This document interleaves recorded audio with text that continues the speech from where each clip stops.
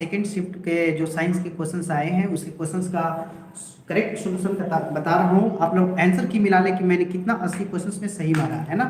और ठीक है, तो बहुत ही करेक्ट आंसर मैंने मिलाया हूँ।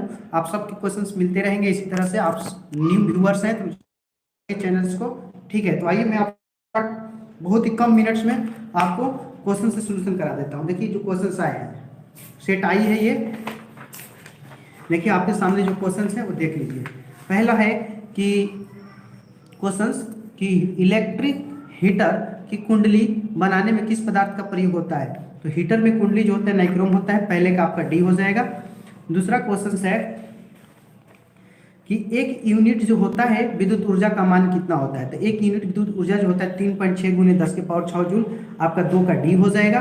तीसरा है किलोवाट घंटा। तो किलोवाट घंटा लगने से ये ऊर्जा हो जाएगा, शक्ति नहीं है ना, ऊर्जा का। 3 का आपका ए हो जाएगा। 4 है विद्युत फ्यूज विद्युत धारा के किस प्रभाव पे कार्य करता है। तो विद्युत फ्यूज जो है ना विद्युत धारा के उष्मीय प्रभाव पे कार्य करता है। 4 का आपका ए हो जाएगा। ओके, देखिए 5 क्वेश्चन है कि वोल्ट मीटर को विद्युत परिपथ में किस क्रम में जोड़ा जाता है। तो वोल्ट मीटर को समांतर क्रम में जोड़ा जाता है। करेक्ट आंसर आपका 5 का बी होगा। 6 है कि विद्युत परिपथ में दो बिंदुओं के बीच विभवांतर मापने वाली युक्ति को क्या कहते हैं। तो वोल्ट मीटर। 6 का बी सही है। ओके, हम देखिए 7 क्वेश्चन है जल विद्युत संयंत्र किस ऊर्जा को विद्युत ऊर्जा में बदलता है। तो जल पहले स्थिर रहता है और फिर उसको स्थितिज ऊर्जा हो जाएगा, है ना, स्थितिज ऊर्जा से विद्युत ऊर्जा। 7 का आपका हो जाएगा डी। 8 है कि विद्युत बल्ब की कौन सी गैस भरी रहती है। तो विद्युत बल्ब में ना निष्क्रिय गैस भरी रहती है, आपका 8 का सी होगा। 9 है अधातु के ऑक्साइड, अ से अधातु अ से अम्लीय, 9 का बी होगा। ठीक है, आइए आपका देखिए 10 क्वेश्चन जो आपके, ओके गुड इवनिंग।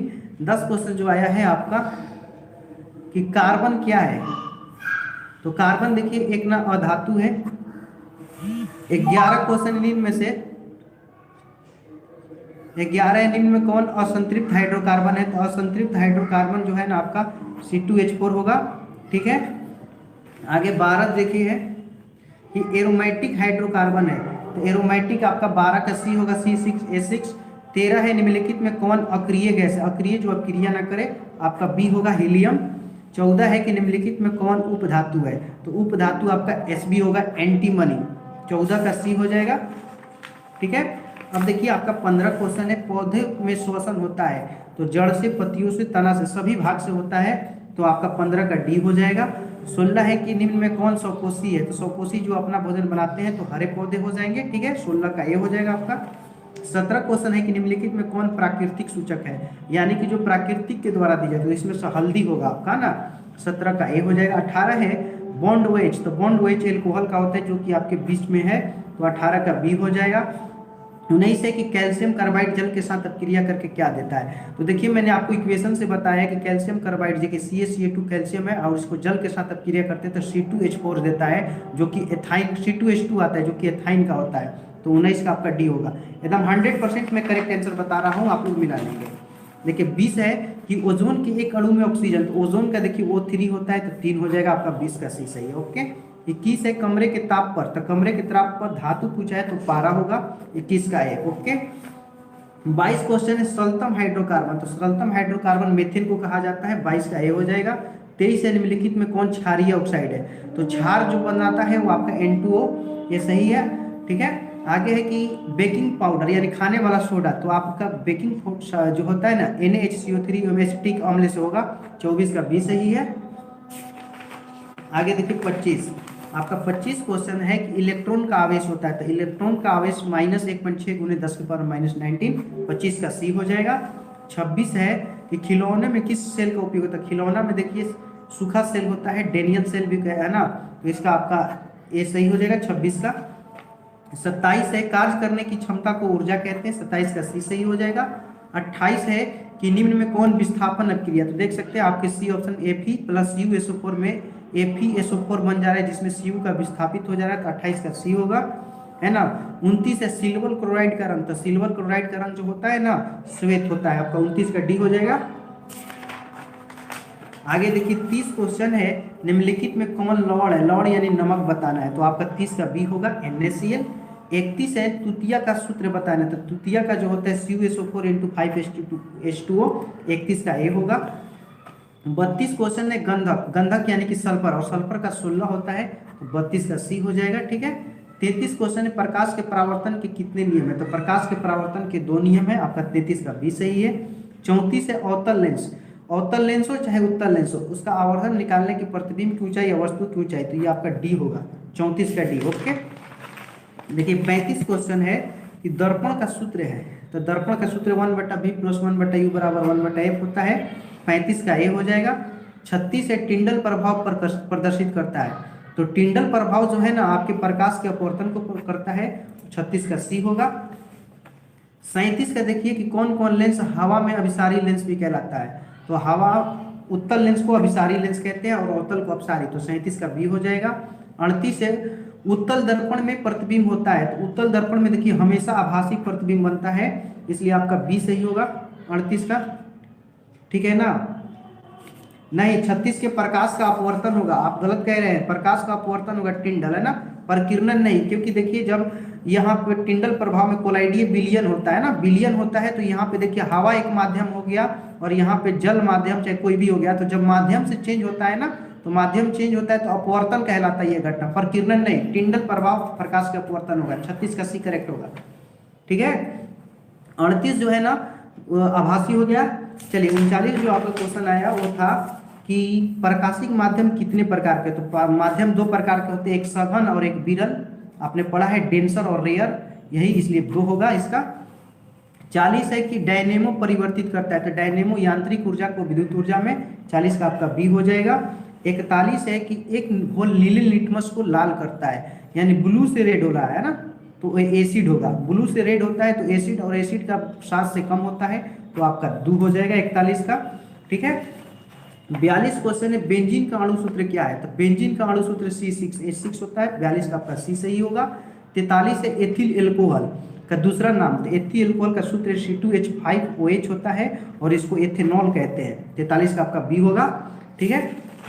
आगे देखिए 44 क्वेश्चन, 44 है CnH2n, तो एल्केन एल्कीन होता है, इसका करेक्ट आंसर बी होगा। अब इसमें है कि लोहे की परमाणु संख्या, तो 26 होती है, ये हो जाएगा 45 का बी।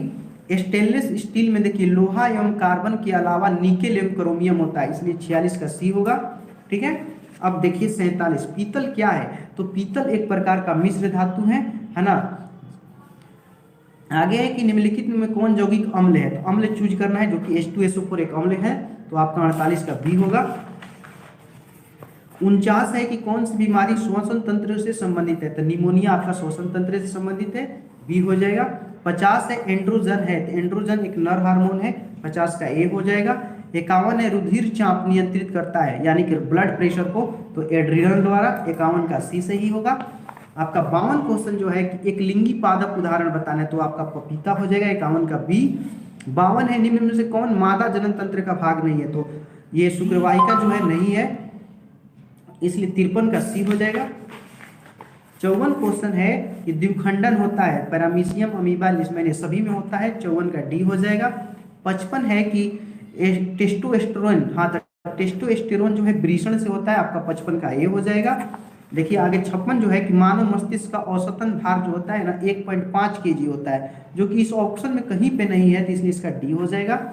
46 है किस जीव में हीमोग्लोबिन नहीं होता है, तो छोटे छोटे कीट में नहीं होता, तो मक्खी आपका हो जाएगा, उसमें हीमोग्लोबिन नहीं होता है, इसलिए उसमें लाल खून नहीं होता है।